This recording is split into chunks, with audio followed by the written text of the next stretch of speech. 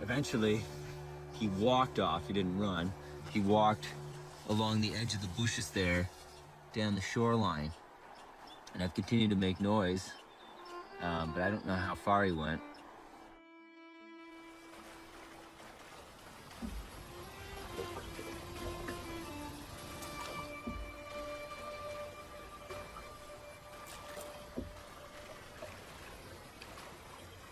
The more I've gone up this river and the more I've explored it, the more I've really started to wonder about that old 1972 government report on the river. It described the landscape that the river flows through as, quote, subdued and gently rolling. And I don't know about you, but I wouldn't describe that as subdued or gently rolling hills. I mean, that's a pretty spectacular peak right there. This is vertical cliff that rises beside the river. That's pretty awesome.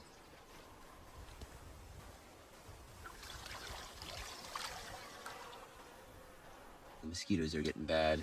It's never a nice feeling when you wake up and you see just, hundreds of mosquitoes just waiting for you the second you unzip the screen door to come attack you.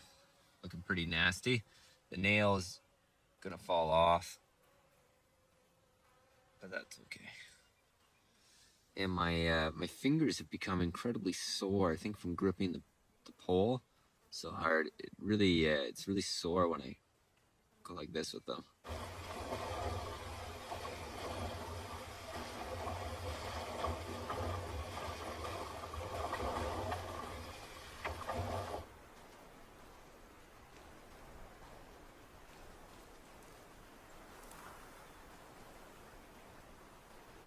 Yeah, so my toenail has fallen off, and use an alcohol wipe on that and clean it up a bit. This morning is officially the first day of summer, but it's actually feels colder today than it's been the last several weeks. And I had a pretty good night's sleep on this beach here, except, you never really sleep that soundly because there's always noises in the wilderness. Like right now, off to my left somewhere, I can hear a baby beaver crying.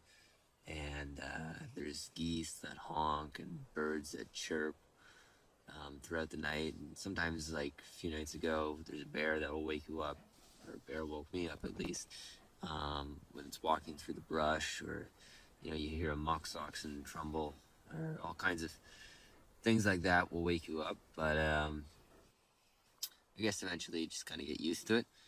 That wolf yesterday, that white one on the bank, actually, that was the most curious wolf I've ever seen. He actually looked at me for quite a long time, and he walked along the bank. It was almost like seeing a domesticated dog. The look in his eyes, the way that he stared at me, and our eyes met, and we looked at each other. And I filmed him, and it was almost like having a friend in the wilderness. Seeing that wolf, it was just such a nice moment.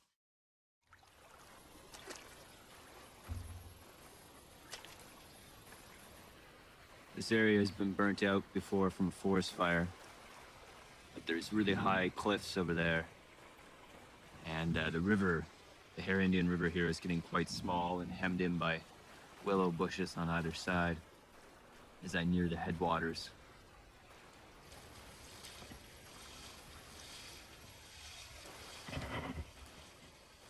There's just not a lot of vitamin C in granola bars and dehydrated foods. But there's something I can do pretty easily to remedy that and make sure I don't get scurvy from lack of vitamin C, which is to let me show you here, take some of the spruce needles, which is loaded with vitamin C, and throw that in my pot, boil some water, and make spruce tea. They say that, spruce tea has more vitamin C in it than orange juice, so that's pretty good, and then I don't have to worry about getting scurvy.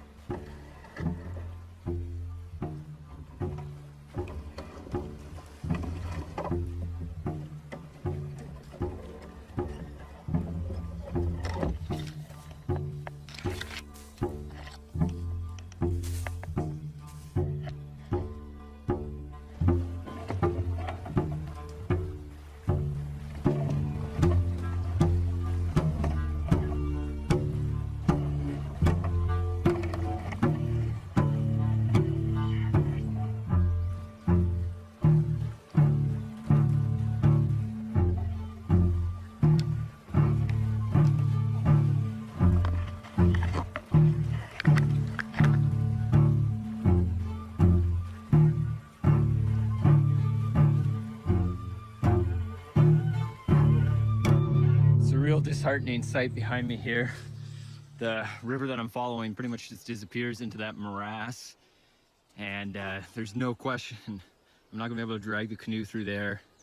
I'm gonna have to portage everything, which is not gonna be easy considering it's just like a foul morass of swamp and muskeg. But I think I'm almost at the next lake, so I just gotta tell myself that and try to find the mental stamina to push on.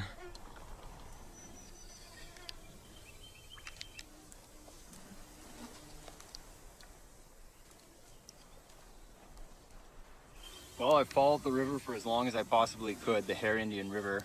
My gear's behind me here, but there's pretty much nothing left of it. Just this ditch.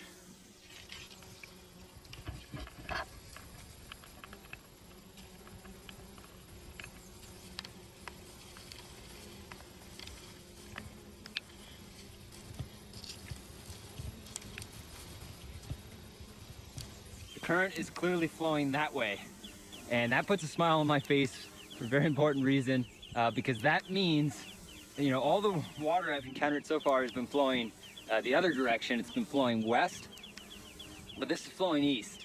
And because it's flowing east, that means I've crossed the divide between the Mackenzie River watershed and Great Bear Lake over here.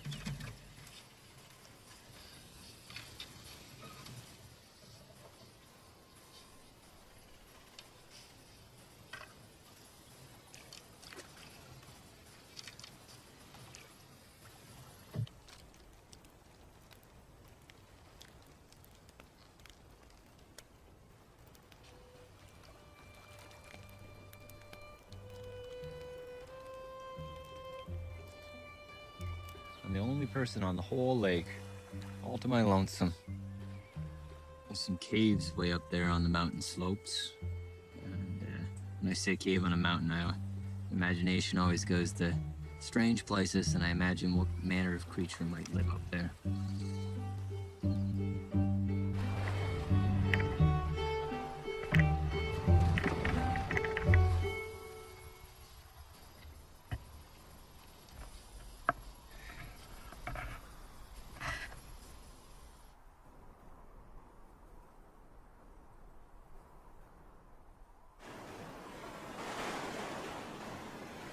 It is 4:24 p.m. on June 25th, and I have just reached Great Bear Lake. This is a big achievement for me. It's a new chapter in the expedition. It's like I've reached a new level, a new phase of the journey. I've got the accumulating scrapes and bruises. Nice bruise. My lovely fiance has made these super helpful labels for me, because believe it or not, despite the fact that I'm filming this entire documentary, I'm not very good with technology. So she labeled everything like unplug as soon as charging is done, plug this end into the solar panel, charge battery pack. It's very helpful. She labeled everything.